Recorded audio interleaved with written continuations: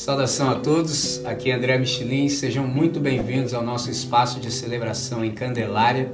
A gente está participando de um projeto de uma plantação de igreja aqui nesse bairro e dentre as várias atividades que a gente tem, a gente também assiste a um grupo de crianças. Então eu gostaria de te convidar, se você entende que o nosso trabalho é sério, você acredita naquilo que o Senhor nos deu para fazer nesse tempo e gostaria de dar um suporte, você pode também cooperar para a manutenção desse projeto, por exemplo, adquirindo uma das nossas canecas. Você tem a opção em cerâmica ou, se preferir, em alumínio. Como é que você faz para adquirir? Você pode nos enviar uma mensagem pelo direct. Nós te informamos todo o procedimento. É isso. God bless. Meus irmãos, nós vamos dar continuidade à celebração. Você percebeu, hoje a gente teve uma liturgia alternativa, porque a gente passou grande parte do tempo da noite de ontem pensando em como nós nos portaríamos na manhã de hoje. Você percebeu, a gente está vindo de uma semana extremamente quente, então pensando no bem-estar de todos, a gente procurou, o quanto depende de nós, adaptar a nossa liturgia. A gente tem essa flexibilidade, essa é uma das nossas características, de tal maneira que a gente tivesse um conforto mínimo, entendeu? Porque é para isso, por exemplo, que a gente se reúne num prédio, que a gente quer ter um mínimo de conforto. Nós estamos vindo de uma realidade em que passamos 2 anos e meio da nossa vida exposto, então a gente pegou de tudo, desde as intempéries climáticas a tudo que pode acontecer quando você está exposto na rua. Então a gente já vivenciou tudo, chuva forte, entendeu? Produtos proibidos por lei sendo consumidos e vendidos, entendeu? Gente interrompendo, tudo que você possa imaginar a gente experimentou, até o dia em que a gente de fato veio para cá.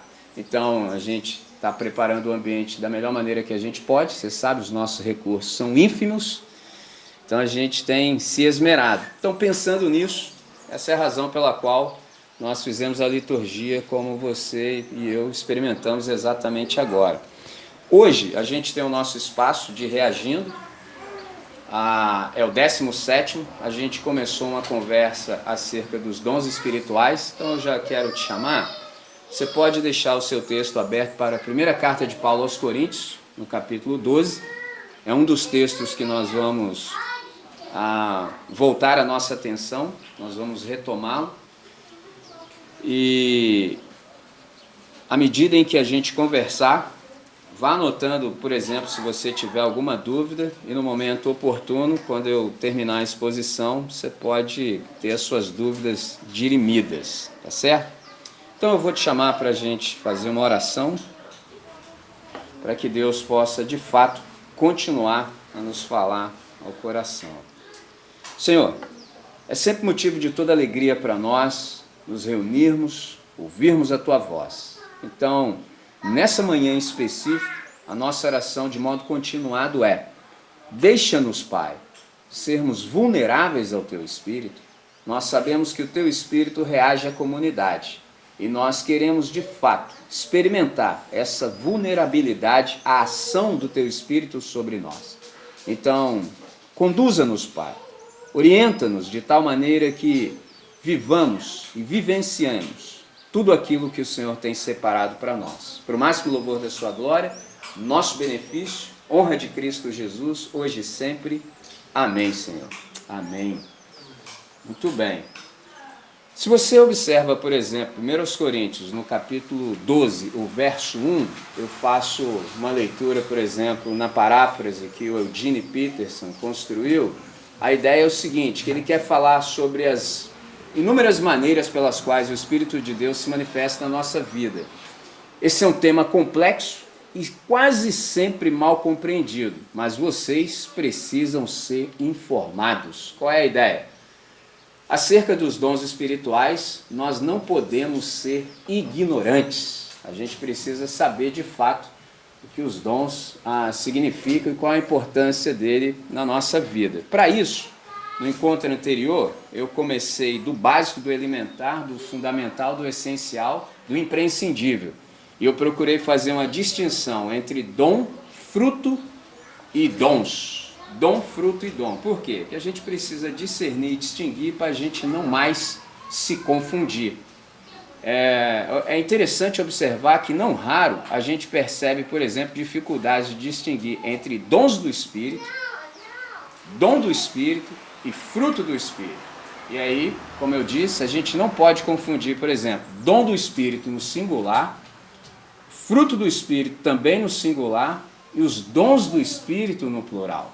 Então é interessante também notar que quando você investiga o Novo Testamento, antes de falar de dons, o Novo Testamento nos fala acerca do dom de Deus. Note isso, antes que se fale acerca dos dons, é dito algo sobre o dom de Deus. Por exemplo, se você abre agora em João capítulo 4, no verso 10, aquela conversa magnífica entre o nosso Senhor e a samaritana, o poço de Jacó, conversa extraordinária. Ele diz assim: se tu conheceras o dom de Deus e quem é o que te pede, dá-me de beber, tu lhe pedirias e ele lhe daria a água da vida. Olha que interessante, é uma conversa esplêndida.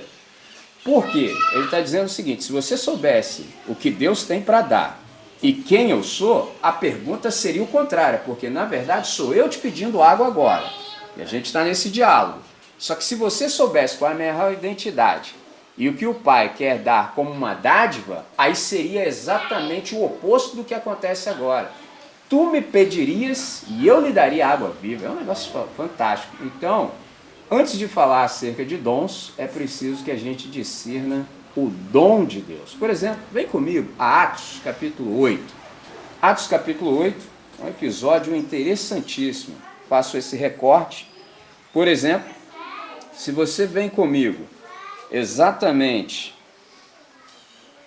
a partir do versículo 9, observe o que está acontecendo. Estava ali um certo homem chamado Simão, que anteriormente exercera naquela cidade a arte mágica e tinha iludido o povo de Samaria dizendo que era um grande personagem, ao qual todos atendiam, desde o menor até o maior, dizendo: este é o grande poder de Deus. Observe, verso 11. E atendiam-no, porque já desde muito tempo os havia iludido com artes mágicas. Observe a ilusão. Verso 12. Mas, como crescem em Filipe, que lhes pregara acerca do reino de Deus e do nome de Jesus Cristo, se batizavam, tanto homens quanto mulheres. 13. E creu até o próprio Simão, aquele que iludiu o povo. E sendo batizado, ficou de contínuo com Filipe, pertinho, juntinho. E vendo os sinais e as grandes maravilhas que se faziam, estava atônito. Os apóstolos, pois, que estavam em Jerusalém, ouvindo que Samaria recebera a palavra de Deus, enviaram para lá Pedro e João, os quais, tendo descido, oraram para que recebessem o Espírito Santo. Observe isso. Porque sobre nenhum deles tinha ainda descido, mas somente eram batizados em nome do Senhor Jesus. Então lhes impuseram as mãos e receberam o Espírito Santo. E Simão, vendo que pela imposição das mãos dos apóstolos era dado o Espírito Santo, lhes ofereceu dinheiro, dizendo: dá-me também a mim esse poder, para que aquele sobre quem eu puser as mãos receba o Espírito Santo. Mas disse-lhe Pedro: o teu dinheiro seja contigo para a perdição, pois cuidaste que o dom de Deus se alcança por dinheiro. Ou seja, você não compreendeu que Deus não vende nada para ninguém. Nada de Deus é vendido. É tudo de graça e pela graça. 21. Tu não tens parte, né, nem sorte nessa palavra, porque o teu coração não é reto diante de Deus. Arrepende-te, pois, dessa tua iniquidade e ora a Deus, para que porventura te seja perdoado o pensamento do teu coração. Pois vejo que estás em fel de amargura e em laço de iniquidade. Respondendo, porém, Simão disse: orai vós por mim ao Senhor, para que nada do que disseste venha sobre mim. Tendo, pois, eles testificado e falado a palavra do Senhor, voltaram para Jerusalém e em muitas aldeias dos samaritanos anunciaram o Evangelho. Então, antes de se falar acerca de qualquer dom, no sentido do plural, de dons, a gente precisa ter essa compreensão do que seja, na verdade, o dom de Deus. Então, sabido isso, uma pergunta extremamente pertinente é: nós devemos possuir os dons ou sermos possuídos pelo dom de Deus? Essa é a questão, entendeu? Possuir os dons ou, na verdade, sermos possuídos pelo dom de Deus? Antes disso, a gente precisa então discernir o que são os dons. Dons são capacidades, habilidades, competências. Interessante que não poucas pessoas querem possuir os dons. Gostariam, por exemplo, de abarcar vários dons, às vezes para demonstrar sua espiritualidade ou mesmo impressionar. Mas o Novo Testamento jamais fala dos dons isolados e separados do próprio Deus, que é o doador. Por quê? Porque o que realmente importa na fé cristã não é, por exemplo, exibir uma série de dons espetaculares, é ser possuído por Deus, ser possuído pelo dom de Deus. E esse Deus, que é o doador, uma vez tendo a nossa completa fidelidade e consequente obediência, ele nos concede o dom máximo de si mesmo, ou seja, ele se dá a cada um de nós. E todo aquele que é possuído por esse dom poderá receber vários dons que são úteis tanto para a edificação quanto para o crescimento espiritual e também para o serviço mútuo. Portanto, buscar dons sem comunhão, sem entrega à vontade do Senhor, é tão somente fazer a manutenção do egoísmo, da autossatisfação e da promoção pessoal. Isto é, não tem nada que ver com aquilo que Deus quer para nós que somos neonascidos, regenerados, nascidos do alto. Porque isso não tem absolutamente nada que ver com a missão de Deus. Então, o que é o dom, na verdade? Já que a gente discerniu os dons, o que é o dom? O dom, na verdade, é o próprio Espírito Santo habitando em cada um de nós. Qual é a boa notícia do Evangelho? Todos podem receber o dom de Deus. Todos podem receber esse oferecimento de si mesmo que Deus proporciona a todo aquele que crê. Então, a partir disso, a gente recebe os dons para o cumprimento da missão que é de Deus, porque sem que a gente seja capacitado pelo próprio Deus, não há como missionarmos em nome de Deus. Então, algumas lições que eu gostaria que ficassem gravadas no nosso coração a partir de tudo que a gente tem aprendido. Primeiro, ninguém fica com todos os dons. Guarde isso. Ninguém fica com todos os dons. Ao passo que ninguém fica sem nenhum. Viu como é que é lindo? Ninguém fica com todos, porque tem um varão guloso, né, cara, zoiudo, entendeu? Já que não, calma, ninguém fica com todos, ninguém, mas também ninguém fica sem nenhum. Olha que interessante, porque, cara, você imagina um de nós com tudo. Rapaz, a gente já não tem, já se acha. Agora imagina você se bastando, tá gostando, né? Se diverte, cara, entendeu? Tem que valer a presença, entendeu? Imagina, você nem tem, já se acha, imagina se você tivesse. Aí você acha que você dá conta de tudo, esse é o ponto. Aí acabou aquilo que Deus quer estabelecer entre nós, que é a mutualidade. Então, ninguém tem todos, mas ninguém fica sem nenhum. Qual é o segredo? Exatamente o que eu acabo de dizer. Eu não tenho todos, ninguém tem, mas na igreja tem. Então, deixar de participar da reunião é um grande prejuízo para o nosso crescimento na graça e no conhecimento de nosso Senhor e Salvador Jesus Cristo. Por quê? Pelo óbvio, nunca vamos cansar de dizer isso. Porque aquilo de Deus que passa por você, se você não comparece à reunião, deixará de ser percebido. Então, empobrece a comunidade, a celebração e a reunião. Simples assim, contundente desse jeito. Então, ninguém fica com todos os dons e ninguém fica sem nenhum. O que cabe a cada um de nós? Entre aspas, descobrir e desenvolver o respectivo dom no serviço que vem de Deus. Esse é o segredo. Por que eu falei descobrir? Porque, assim, no fundo, quando a gente lança a mão, às vezes, desse verbo, a gente ainda está como que encontrando um subterfúgio para não ser e fazer o que deve. Por quê? É simples. É igual, por exemplo, você fala assim, eu queria saber qual é a vontade de Deus para a minha vida. Papo furado, irmão. É só você ler um versículo e obedecer, pronto. Entendeu? É só isso. Mas como o cara não está afim disso, ele encontra subterfúgio. Não estou sabendo qual é a vontade de Deus para a minha vida. Ah, irmão, isso é uma coisa fácil. Só você fazer assim, ó. Você pega o Novo Testamento, abre e começa a ler. Entendeu? Quando Deus falar com você, você obedece. Pronto, já descobriu a vontade de Deus para a sua vida. Mas como a gente não está com muita disposição para isso, sempre nós vamos encontrar subterfúgios para não obedecer a Deus. Inclusive, não estou servindo ainda porque não sei qual é o meu dom. Irmão, arruma uma vassoura para você ver que você não acha o seu dom rapidinho. Uma vassoura e começa. Entendeu? Rapidinho você encontra seu lugar no corpo.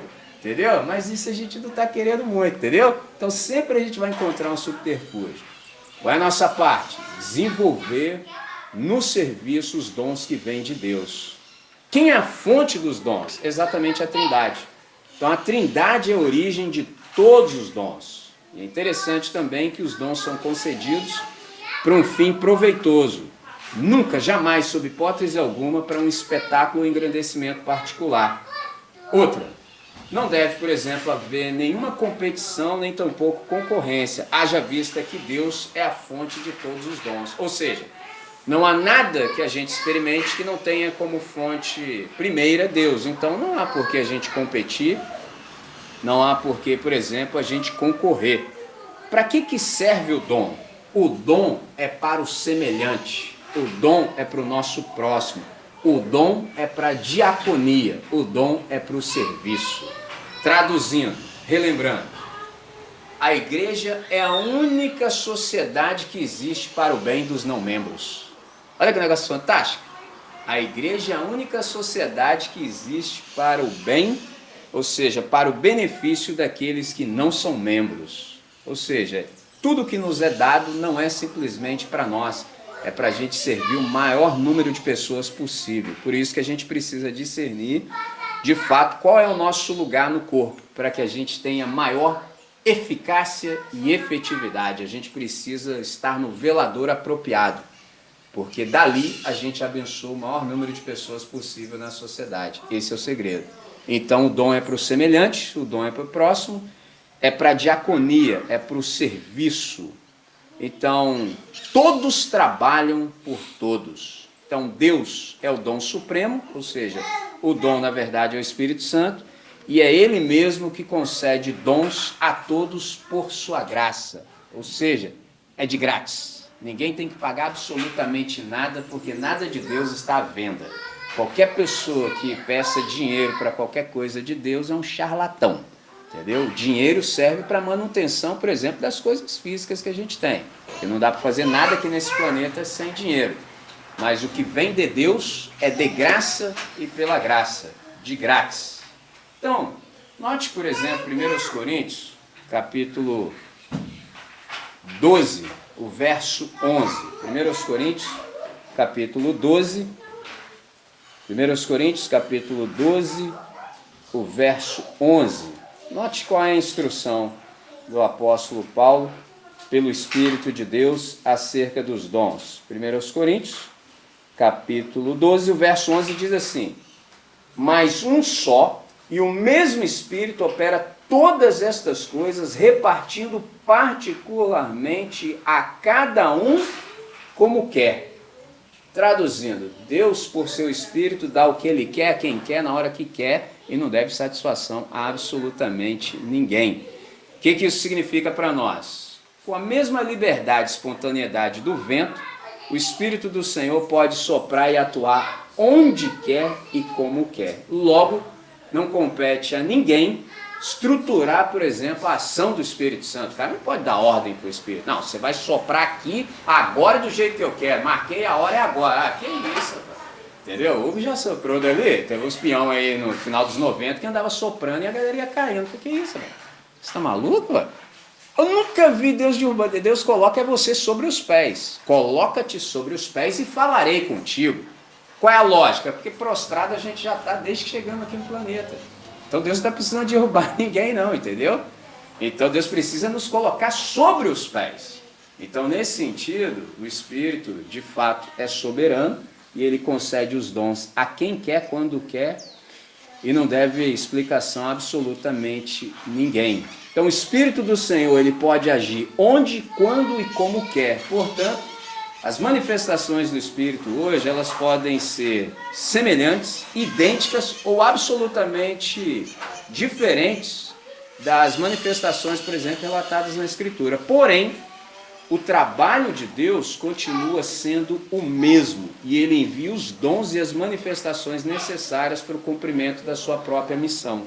Por isso que o Espírito vem sobre nós. O Espírito dentro de nós faz com que sejamos um com Deus e nos coloca na igreja. Agora, o Espírito sobre nós tem que ver com a nossa missão em Deus. Ele vai nos capacitar para a gente ser e, por isso, fazer aquilo que se requer de cada um de nós. E há também a atuação do Espírito dentro de nós. Vem comigo para Romanos, capítulo 8. Romanos, capítulo 8. Eu vou ler entre os versos 9 e 11. Romanos, capítulo 8, entre os versos 9 e 11, está dito assim. Observe essa descrição. Vós, porém, não estáis na carne, mas no Espírito, se de fato o Espírito de Deus habita em vós. E se alguém não tem o Espírito de Cristo, esse tal não é dele. Se, porém, Cristo está em vós, o corpo, na verdade, está morto por causa do pecado, mas o Espírito é vida por causa da justiça. Verso 11. Se habita em vós o Espírito daquele que ressuscitou a Jesus dentre os mortos, esse mesmo que ressuscitou a Cristo Jesus dentre os mortos, vivificará também o vosso corpo mortal, por meio do seu Espírito, que em vós habita. Então note que essa aqui é uma descrição daquele que tem o Espírito de Deus habitando dentro. Qual é a boa notícia? Eu disse há pouco que todos podem receber o dom de Deus. E o Espírito de Deus, então, ele habita cada discípulo e cada discípula. Não é privilégio de uns poucos. Guarde isso. O Espírito de Deus habita cada discípulo e cada discípula. Pode ser que a sua pergunta seja: e o que é ser discípulo de Jesus? Precisei dizer o óbvio, porque a loucura campeia, então tem gente que acha que tem discípulos. O cara enche a boca, que o meu discípulo. Eu falei, você tá podendo, irmão. Você tá bom mesmo, né? Porque para alguém ter um discípulo é uma coisa fácil. Basta você nascer de modo virginal, viver 33 anos e meio de modo incólume, em absoluta integridade e obediência plena ao Senhor, não oferecer nenhum tipo de objeção à ação de Deus sobre a sua vida, ensinar o povo e ser modelo de como viver, ir à cruz, ser morto, ser ressuscitado ao terceiro dia, ser assunto aos céus, assentar-se à destra da majestade, de lá reger toda a criação e no momento oportuno dito pelo Pai você volta para resgatar toda a criação. Aí você está pensando assim, vamos Chico, aí não dá, né? Então, irmão, se não dá também para eu e você termos discípulos e ninguém mais. Só Jesus tem discípulos. O que é ser um discípulo de Jesus de Nazaré? É estar sob a disciplina de Jesus de Nazaré. Disciplina, infelizmente, é uma palavra distorcida, com um cunho extremamente pejorativo na nossa realidade imediata. No entanto, já dizia o poeta Renato Manfredini Júnior, também conhecido como Renato Russo, disciplina é liberdade. Quanto mais disciplinado você é, mais solto na existência você fica. Todo indisciplinado não consegue viver com intensidade e plenitude. Por quê? Está sempre manietado. Qual é o nosso problema? Que a gente oferece resistência ao Espírito de Deus. Por quê? Porque, às vezes, muitos de nós foram mal discipulados.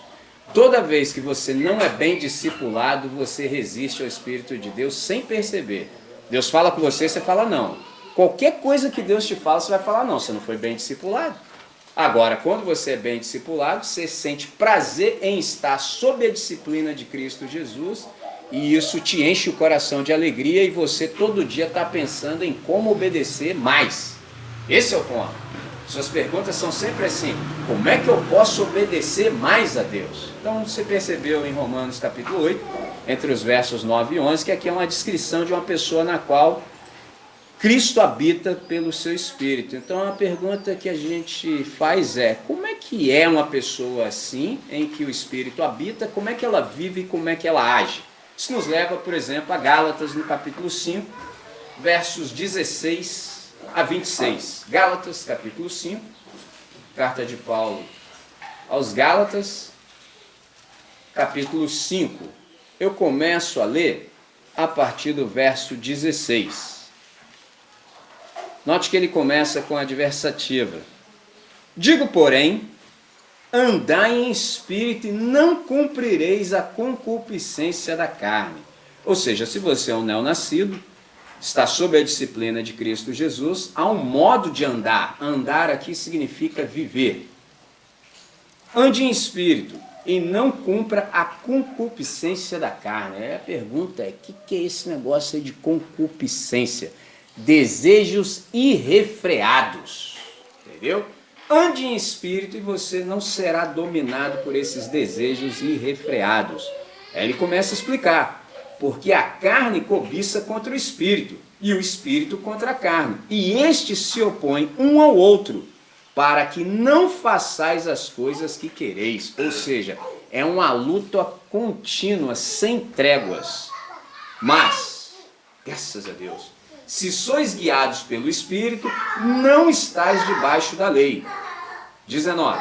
Porque as obras da carne são manifestas, as quais são adultério, fornicação, impureza, lascívia, idolatria, feitiçaria, inimizades, contendas, ciúmes, iras, pelejas, dissensões, heresias, invejas, homicídios, bebedices, glutonarias e coisas semelhantes a essas, acerca das quais de antemão como também já antes vos disse, que os que cometem tais coisas não herdarão o reino de Deus. Eu penso que o Paulo perdeu até o fôlego quando ele elencou aqui pelo menos 15 das manifestações da carne. Ele falou assim, já deu. E diz, aí ele acrescenta, e coisas semelhantes a essas, acerca das quais de antemão vos declaro, como também já antes vos disse, que os que cometem tais coisas, ou seja, que vivem na prática contínua disso, não herdarão o reino de Deus. Impressionante. Interessante que para você cultivar algo, observe a palavra que eu uso, cultivar leva tempo, rapaz, entendeu? Mantém um jardim para você ver, entendeu? Mantém só um quintal limpo, já leva tempo, é difícil. Agora, você não precisa fazer nada para a erva daninha crescer. Entendeu? Estou cansado de capinar quintal. Esses dias o Yuri até falou comigo, rapaz, queria estar na sua pele não, hein? E daí você tomei banho de protetor solar, meu irmão. Entendeu? Ó, tenso, eu lá capinando quintal. Menos de uma semana depois o mato estava lá. Eu falei, não é possível, cara. Não é possível. Não fiz nada para aquela erva daninha crescer. Cresceu.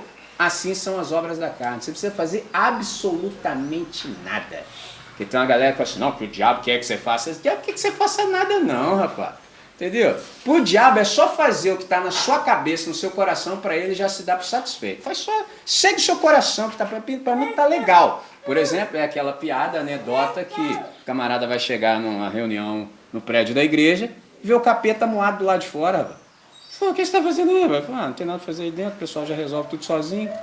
Eu estou até sem espaço, falei, entendeu? Esse é o ponto, você não precisa fazer absolutamente nada para esse troço se manifestar. Agora, se você quiser cultivar a vida no Espírito, a palavra é exatamente essa. Cultivar, esse é o verbo. Daí a ideia de cultura. Percebe? É a mesma raiz. Então, requer, por exemplo, muito empenho. Agora, note que essas obras da carne são certas coisas que, por exemplo, podem trazer interferências sobre essa nova vida. Graças a Deus pelo verso 22. Note que o texto começa exatamente com a adversativa, dizendo assim, mas o fruto do Espírito é amor, alegria, paz, longanimidade, benignidade, bondade, fidelidade, mansidão, domínio próprio. Contra estas coisas não há lei. E os que são de Cristo Jesus crucificaram a carne com as suas paixões e concupiscências. Se vivemos no Espírito, andemos também no Espírito, não nos deixemos possuir de vanglória, provocando-nos uns aos outros, tendo inveja uns dos outros. O que está sendo dito aqui? Por exemplo, para que a gente possa pensar e dimensionar sobre o fruto do Espírito. é um fruto singular e uma virtude plural. Note isso. Às vezes as pessoas falam assim, os frutos do Espírito. Não, não, não, não. Não são frutos. É um fruto, mas o fruto do Espírito é. Então, é um fruto singular com a virtude plural. Imaginemos, por exemplo, um fruto e tentemos, por exemplo, descrevê-lo em 9 características. Isso é o fruto do Espírito. É o fruto. Um fruto singular com essas 9 características incríveis. Então, são as virtudes que resultam exatamente da ação do Espírito sobre todo aquele que crê. Então, o dom e o fruto, eles caminham absolutamente, inseparavelmente juntos. O que isso significa? Que é indissociável. Se há dom, há que haver também fruto. Há que haver harmonia entre o dom e o fruto do Espírito. Então, isso aqui nos livra, por exemplo, de um problema. Qual? De sermos pessoas talentosas, mas de mau caráter. Tem muito isso. Tem camarada que é extremamente dotado, capacitado, habilitado, mas é mau caráter. Entendeu? Tem vários. Porque ele não consegue discernir que o dom do Espírito também caminha lado a lado de modo indissociável com o fruto do Espírito. Então, que a gente se lembre sempre, eu falei no encontro anterior e reitero, os dons não são qualitativos de caráter. Observe isso, os dons não são qualitativos de caráter. É muito possível alguém ter dons do Espírito, mas não ter manifestação do fruto do Espírito. O camarada é mau caráter, entendeu? Fica de olho aberto. Tem vários charlatães ocupando inúmeros púlpitos que manifestam dom, mas são um mau caráter, entendeu? E numa dessas aí você toma um balão. E o camarada fala na sua cara, problema teu, entendeu? Não vou citar nomes, entendeu? Mas é desse modelo. Então os dons têm que ver com aquilo que o Espírito Santo faz através de nós. Guarde isso. Os dons têm que ver com aquilo que o Espírito Santo faz através de nós. Ao passo que o fruto do Espírito tem que ver com aquilo que o Espírito Santo tem feito em nós. Interessante. Então, toda vez que o Espírito atua em nós, ele vai nos amadurecendo, vai nos levando rumo à maturidade e à semelhança de caráter com o nosso irmão mais velho. Isso é que é sensacional. Como é que tudo isso se aplica à nossa vida? Primeiro, relembrando, ninguém fica com todos os dons, ninguém fica sem nenhum dom. Pergunta que nós devemos nos fazer é, o que eu já recebi de Deus? Se ninguém fica com todos e ninguém fica sem, eu preciso saber, você também, nós, o que eu já recebi de Deus? Depois disso a gente se pergunta, eu tenho me alegrado, por exemplo, diante do Senhor com aquilo que Ele me tem dado? Porque se a gente não se alegra diante do Senhor com aquilo que Ele nos tem dado, há possibilidade de haver espaço para inveja no nosso coração. Porque ao invés de você se alegrar com aquilo que você tem recebido como dádiva, você começa a esticar o olho no dom do semelhante. Pô, não tem isso? Aí lascou tudo. A verdade é, se ninguém fica com todos, eu devia agradecer que o irmão tem esse. Porque esse eu não tenho, mas eu tenho o que eu tenho. Então vamos ficar juntinho. Entendeu? Para a gente se edificar de modo mútuo, esse é que é o segredo. Mas a nossa carnalidade pode nos pregar uma peça. E a gente começa, ao invés de se alegrar diante de Deus, a gente começa a invejar. Então, quem crê que os dons têm como fonte primeira Deus, que os dons vêm de Deus, tem maiores possibilidades de utilizar esses dons na missão de Deus, na missio Dei. Por exemplo, é a hora que a gente pensa assim, sem a minha participação no corpo, o que deixa de acontecer? Guarde isso. Sem a minha participação no corpo, o que deixa de ser realizado? O que deixa de ganhar concreção? Então, quando a gente se dá conta disso, a gente começa a objetivar sermos entes graças a Deus. Aí você fala assim, André, o que é ser um ente graças a Deus? Aí a gente tem que lançar outra pergunta. Quantas pessoas, por exemplo, têm se dirigido ao Deus dos céus em ações de graças pela sua vida? Aí você sabe o que é um ente graças a Deus. O que é um ente graças a Deus? Quando você pisa no ambiente, a pessoa fala, graças a Deus você chegou, agora vai. Porque antes não estava indo não, mas como você chegou e Deus é contigo, agora vai. Isso é ser um ente graças a Deus.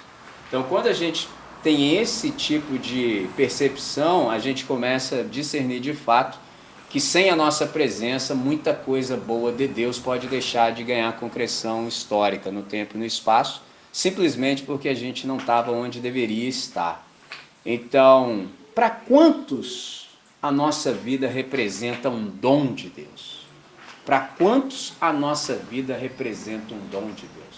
Eu me lembro de no ano passado, ter dito a vocês numa das mensagens, a mensagem era assim, a reflexão. Como obter êxito, por exemplo, ter um ministério eficaz, efetivo, sendo pastor de uma igreja pequena, pobre, periférica e sendo você também pobre? O segredo é exatamente esse. Não é, por exemplo, quantas pessoas você serve como um co-pastor, mas sim quantas pessoas são servidas pelas pessoas que você serve como um co-pastor. Entendeu? Porque senão você cai na falácia de mensurar. Minha igreja tem 1000 membros. Aí você já tem algum espaço na conversa. Você chegar e falar, minha igreja tem 1000 membros, cara. Senta aqui, reverendo. Entendeu? Tem um lugar reservado para você. Você muda de nomenclatura na hora. Entendeu? Agora vem com esse papo aí. Não, eu cuido de 20. O cara não te chama nem para falar por ninguém. Entendeu? Só que esse não é o ponto. O ponto é, quantas pessoas são servidas pelas pessoas que eu sirvo? Por exemplo, a nossa comunidade ela tem uma característica que muitos de nós são professores. Um professor, quantos estudantes você tem? Imagina você ser Jesus para aqueles estudantes. Já parou a pensar? Todos os estudantes que têm contato com você aprender a matéria da qual você ocupa a cátedra a partir de Jesus de Nazaré? O que vai acontecer? O cara não esquece nunca mais. Porque esse é o problema. Qual é o problema? O problema é que a gente foi ensinado a estudar sem Jesus. Por isso que a gente não aprende nada. Aí você tem que recorrer ao recurso da cola. Como já dizia um amigo meu, de saudosa memória, quem não cola não sai da escola. Entendeu?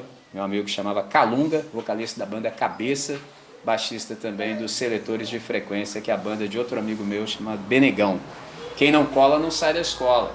Quando, na verdade, se você for instruído por Jesus de Nazaré, 2 milagres acontecem. Primeiro, tudo que ele te ensina você se lembra, porque é também papel do Espírito Santo te fazer lembrar de tudo aquilo que você aprendeu através de Cristo Jesus. Olha que lindo. Chega no dia da prova e você fala, Senhor, abre a minha compreensão, ilumina o meu cérebro, me faz lembrar de tudo que o Senhor me ensinou. Ele fala, claro, entendeu? Claro, porque eu também quero glorificar o teu nome com isso aqui chamado prova. Sensacional. Agora, o problema é que às vezes, quando a gente não é bem discipulado, no máximo, se você é um professor e lembra de ser missionário, aí você mete lá um versículo bíblico no quadro, para a aula 15 minutos, fala sobre o versículo bíblico durante 15 minutos, depois fogo nos estudantes. Quando, na verdade, você poderia ter concedido o espaço daquela aula para Jesus e ele daria toda aquela aula. Seria fantástico e ninguém se esqueceria jamais do que foi aprendido, porque esse é um dos papéis do Espírito Santo. Então, se é assim, a pergunta permanece, e ela é uma pergunta perscrutadora. Para quantos a sua vida representa um dom? E aí eu quero caminhar de fato para o fechamento, quero só fazer menção a algo que eu também disse no encontro anterior, quero te chamar para Atos capítulo 1.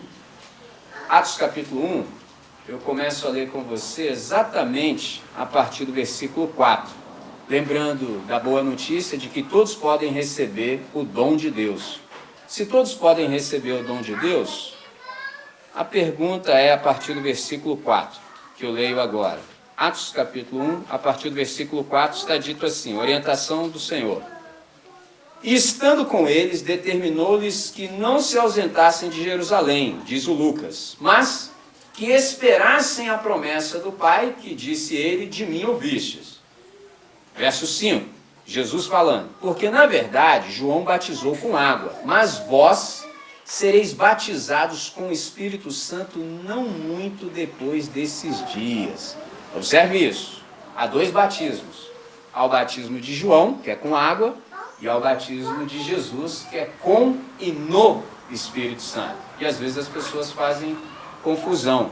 E qual é a evidência, por exemplo, do batismo com o Espírito Santo e no Espírito Santo? Bom, antes disso a gente precisa saber o que é o batismo com e no Espírito Santo. Batismo com e no Espírito Santo é tão somente um sinônimo, por exemplo, para conversão, para regeneração e para o novo nascimento. Então a gente precisa de um aferidor confiável. E algumas perguntas são necessárias. Por exemplo, qual é o aferidor? Eu nasci de modo novo? Esse é o primeiro aferidor. Eu nasci de modo novo? Eu fui gerado pelo alto? Eu fui regenerado? O Espírito Santo, por exemplo, me habita?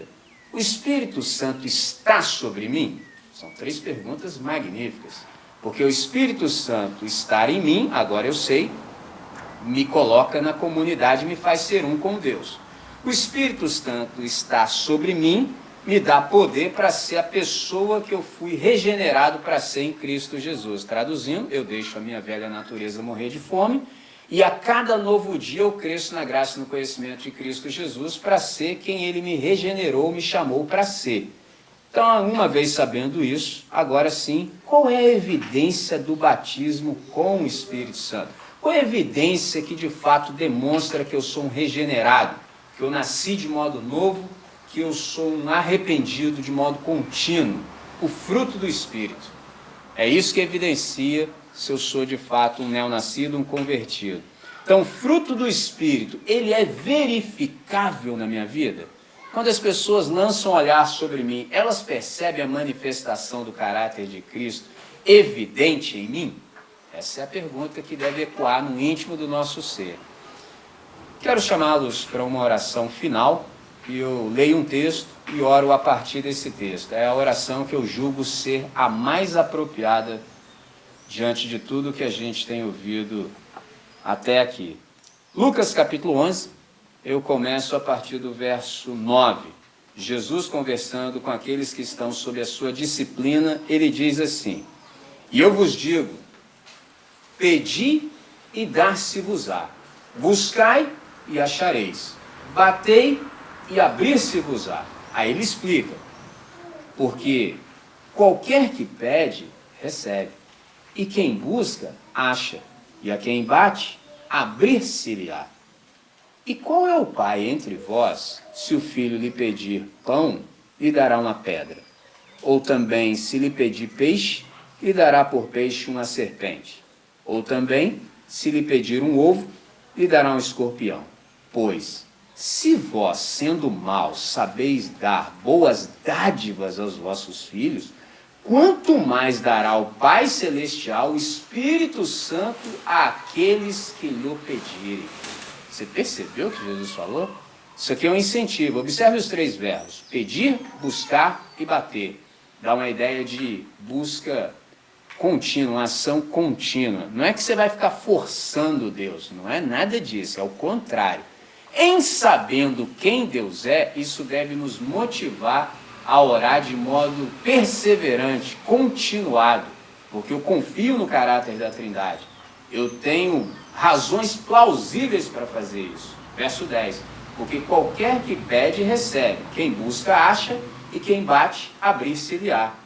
Aí ele ilustra, para ficar ainda mais claro, qual é o pai dentre vós, olha isso, qual é o pai dentre vós em que o filho, por exemplo, fazendo esse pedido: pai, me dá um pão.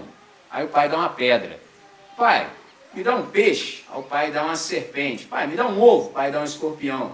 Quem em sã consciência faria isso sendo pai? Só se o cara tiver tomado de maldade. Aí Jesus, assim, o que já está muito bem explicado, ele vai arrematando, ele fala assim: se vós, sendo maus, rapaz, se eu chamo alguém de mal, dá uma correria, rapaz. É processo em cima, mas Jesus pode. Porque o Queco veio, leu o texto e disse, o cara tentou passar um pano em Jesus. Bom mestre, imagina, você sendo um professor, um rabino marginal, ser elogiado assim: bom mestre, que hei de fazer para herdar a vida eterna? Jesus disse: oh, finalmente, hein, plaquei. Ele falou: por que me chamas bom? Bom é só um, que é Deus. Quando a gente usa minimamente a massa encefálica, você fala assim: não, de trás para frente. André, mas Jesus é Deus. O que ele está dizendo para o cara? Você nem tem experiência comigo, como ousa dizer alguma coisa sobre mim se você não sabe nem que sabor eu tenho? Porque é interessante, olhei para o Yuri, me lembrei do português de Portugal, saber e sabor tem a mesma conotação, é só trocar uma letra, entendeu? Então, se você sabe quem é Deus, você chega ao ponto de saber que gosto tem Deus. Se não tem experiência comigo, fica falando isso aí por quê? E, caramba, numa resposta Jesus já vai no âmago da questão. Então, se vocês que são maus sabem dar boas dádivas aos vossos filhos, isso aqui é uma lição extraordinária. Você já deve ter visto muitos corruptos, o cara é corrupto em todas as instâncias, mas para a família dele, ele é bom. Acontece isso, a ponto de quando ele puxa uma jaula, entendeu? Puxa uma papuda, entendeu? Puxa uma colmeia, a família fica em prantos. Mas ele era mau para nós, mas para os seus filhos. Jesus disse isso, entendeu? Se vocês são maus e sabem dar boas dádivas aos vossos filhos, aí ele arremata. Quanto mais o Pai Celestial. Ora, se vocês são maus, conseguem fazer isso, imagina Deus que é o sumo bono. Quanto mais o Pai Celestial há de conceder o Espírito Santo àqueles que lhe pedirem. Qual é o segredo? Peçamos a Deus o Espírito Santo. Simples assim. Então, uma vez compreendido isso, eu quero chamá-los a essa oração, que é a mais pertinente para essa hora. Pai, que o fruto do Teu Espírito possa ser verificado em cada um de nós que crê. Que seja marca da nossa nova natureza e vocação colaborar em todo o tempo para suplantar, por exemplo, quaisquer divisões que possam haver e diferenças, para que nós todos trabalhemos continuamente para o bem comum da nossa comunidade. Nessa manhã, Senhor, nós suplicamos a visitação do Teu Santo Espírito, que possa ser assim para o máximo louvor da Sua glória, que nenhum de nós ofereça nenhum tipo de objeção à ação magnífica do Espírito Santo. Pelo contrário, que cada um de nós se abra o máximo possível para a manifestação do Teu Espírito, de tal forma que seja fácil para o Senhor nos conduzir. Dá-nos a Tua orientação, Pai. Dirige a nossa vida de tal maneira que todos aqueles que lancem um olhar sobre nós não tenham a menor dúvida da nossa real identidade. Que todos possam perceber que nós somos neonascidos, que o Teu Espírito está sobre nós e que o fruto se manifesta em nossa vida como caráter expresso de Cristo Jesus. Nessa manhã, é assim que nós oramos, com toda essa alegria, com gratidão e satisfação, e fazemos essa oração em nome de Jesus. Amém, Senhor. Amém. A palavra está com os irmãos.